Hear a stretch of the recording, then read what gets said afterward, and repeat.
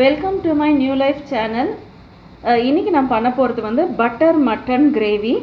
எப்போ பார் வீட்டில் வந்து தேங்காய் இல்லாத பெப்பர் மட்டும் போட்ட ஒரு கறி குழம்பு, அப்படி இல்லைனா தேங்காய் அரைச்சி ஊற்றின ஒரு குருமா, அந்த மாதிரி தான் செய்வோம். இதை வந்து கொஞ்சம் டிஃப்ரெண்ட்டாக வந்து பட்டர், கேப்சிகம் இதெல்லாம் போட்டு, அதாவது நான் சிக்கன் டிக்கா செய்யலாம் அப்படின்னு தான் வந்து ஆரம்பித்தேன். ஆனால் மட்டன் தான் இன்றைக்கி எங்கள் ஹஸ்பண்ட் வாங்கிட்டு வந்துட்டதால் இதை மட்டன் டிக்கா கிரேவின்னு கூட சொல்லிக்கலாம். இது வந்து எப்பவுமே செய்கிற மாதிரி இல்லாமல் இந்த மாதிரி செய்தால் ஒரு டிஃப்ரெண்ட்டான டேஸ்ட்டோட ரொம்ப சூப்பராக இருக்கும். இதை இப்போ எப்படி செய்கிறதுன்னு பார்க்கலாம். மட்டனோட 25 கிராம்ஸ் அளவுக்கு பட்டர் சேர்த்துக்கிறேன். இது வந்து 1/2 kg அளவுக்கு மட்டன் இருக்குது. இந்த கிரேவிக்கு வந்து 50 கிராம்ஸ் அளவுக்கு பட்டர் தேவை. 100 கிராம்ஸ் எல்லாம் போட்டால் கொஞ்சம் ரொம்ப, ஏன்னா மட்டனே வந்து நமக்கு கொலஸ்ட்ரால் கொஞ்சம் ஹையாக இருக்கும். ஸோ இதில் வந்து நிறைய பட்டர் சேர்த்தா அது ஒரு மாதிரி தேக்கட்டும். அதனால் வந்து 50 கிராம்ஸ் அளவுக்கு மட்டனே இதுக்கு சரியாக இருக்கும். 25 கிராம்ஸ் வந்து வேக வைக்கும்போது சேர்த்துக்கிறேன். சமைச்சு முடித்ததுக்கப்புறமா கடைசியாக வந்து 25 கிராம்ஸ் அளவுக்கு பட்டர் சேர்த்துக்குவேன். இப்போ இதில் வந்து 25 கிராம்ஸ் அளவுக்கு பட்டர் சேர்த்துக்கிறேன். இந்த கறிக்கு தேவையான அளவுக்கு கல்லுப்பு சேர்த்துக்கிறேன்.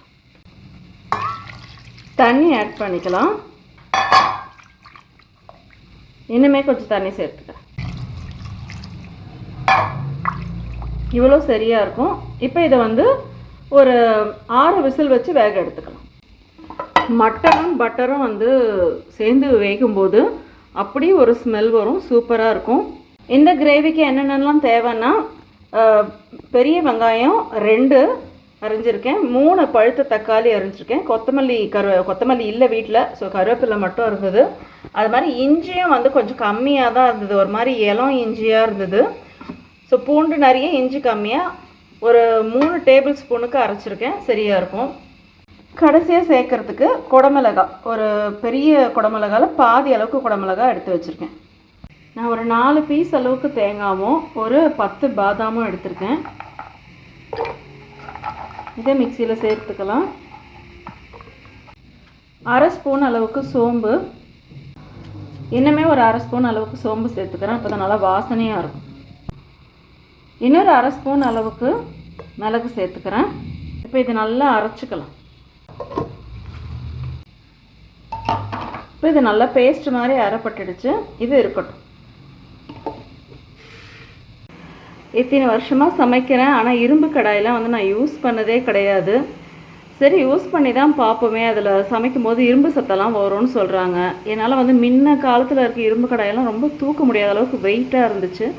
ஸோ இப்போ வந்து லைட் வெயிட்டில் இரும்பு கடாயை வந்திருக்கு. இதில் சமைக்கும் போது டேஸ்ட்டும் சரி, ஒரு கறி வறுத்தா கூட நல்ல டார்க் ப்ரௌனாக ஆகுது.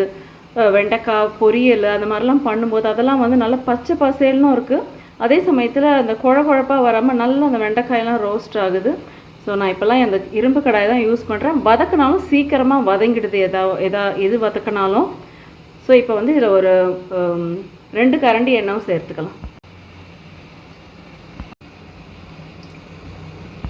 பட்டை, லவங்கம், மராத்தி மொக்கு, ஸ்டார் பூ எல்லாத்தையும் சேர்த்துக்கிறேன். சோம்பும் சேர்த்துக்கணும். இதோட சோம்பு, கொஞ்சம் ஏலக்காய் ஒரு 2 பீஸ் சேர்த்துக்கிறேன், 3 பீஸ் ஏலக்காய். கறி நல்லா வேக வேக செம வாசனை வருது, சூப்பராக இருக்குது. ஸோ இது பொரிஞ்ச பிறகு இஞ்சி பூண்டு விழுது சேர்த்துக்கலாம்.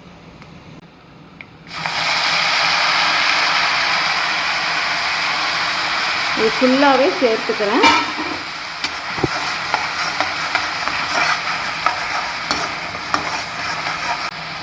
இஞ்சி பூண்டு வதங்கிடுச்சு.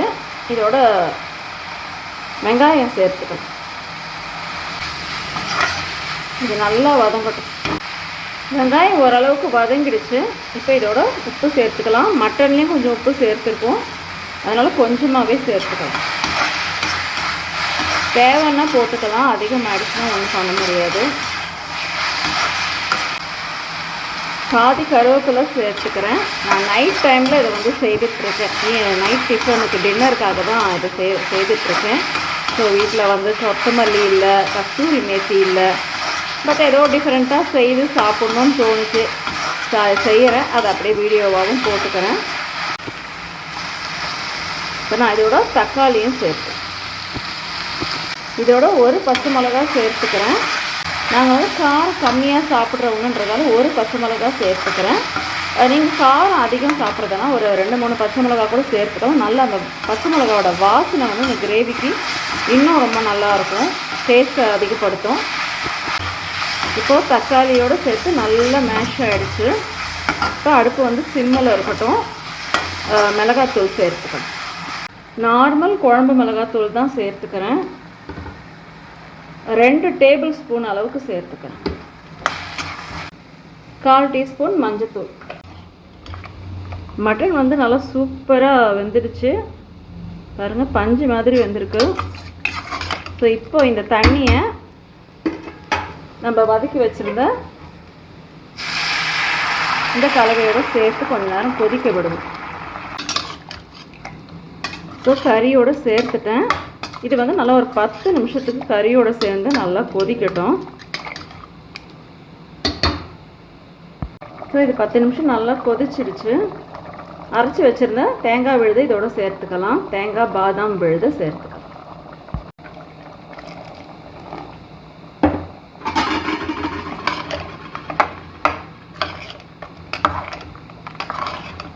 இப்போ கிரேவி நல்லா கொதிச்சிடுச்சு. அடுப்பு சிம்மில் வச்சுக்கலாம். எண்ணெய் பிரிஞ்சு வரட்டும்.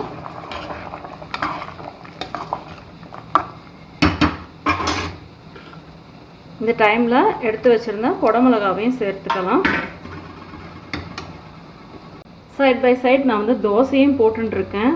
மணி வந்து நைட்டு 9 ஆகிடுச்சு. ஸோ எல்லாம் டிஃபனுக்கு வெயிட் பண்ணிகிட்ருக்காங்க. வாசனை வேறு மூக்க தொலைக்குது. கட்டாயம் இதை எல்லோரும் ட்ரை பண்ணுங்கள். ரொம்ப ரொம்ப சூப்பராக இருக்குது. எப்போவுமே ஒரே மாதிரி மட்டன் குருமா, பெப்பர் மட்டன் குழம்பு அந்த மாதிரி வைக்காமல் இந்த மாதிரி சிக்கன் டிக்கா டைப்பில் வந்து நம்ம செய்தோம்னா ரொம்ப ரொம்ப சூப்பராக இருக்கும். எண்ணெய் நல்லா பிரிஞ்சு வருது. இப்போது இந்த 25 கிராம்ஸ் பட்டர் பேலன்ஸ் இருந்தது இல்லையா, அதையும் இதோடு சேர்த்துக்கலாம். இதில் வந்து தயிர் ஒரு 1/2 கப்பு சேர்த்து நம்ம தேங்காவோடு சேர்த்து கொதிக்க வச்சுருந்தோம்னா ரொம்ப ரொம்ப சூப்பராக இருந்திருக்கும். பட் எங்கள் வீட்டில் தயிர் இல்லாததால் அதை நான் அவாய்ட் பண்ணிவிட்டு, நீங்கள் செய்யும்போது தயிர் கூட கொஞ்சம் சேர்த்து செய்யுங்க, சூப்பராக இருக்கும். பட்டர் மட்டன் கிரேவி சூப்பராக ரெடி ஆகிடுச்சு. மட்டனும் பட்டரும் சேர்ந்து ஒரு சூப்பரான வாசனை வருது. கூடவே இந்த கேப்சிகம் வாசனையும் சேரும்போது ரொம்ப ரொம்ப சூப்பராக இருக்குது. கட்டாயம் இதை ட்ரை பண்ணி பாருங்கள். எங்கள் வீட்டில் இன்றைக்கி வந்து தோசை சப்பாத்தி மட்டும்தான் செய்திருக்கேன். இதுக்கு வந்து பரோட்டா, பட்டர் நான் இதெல்லாம் இருந்தால் ரொம்ப ரொம்ப நல்லாயிருக்கும். கட்டாயம் ட்ரை பண்ணி பாருங்கள். நெக்ஸ்ட் வீடியோட மீட் பண்ணலாம். பாய்.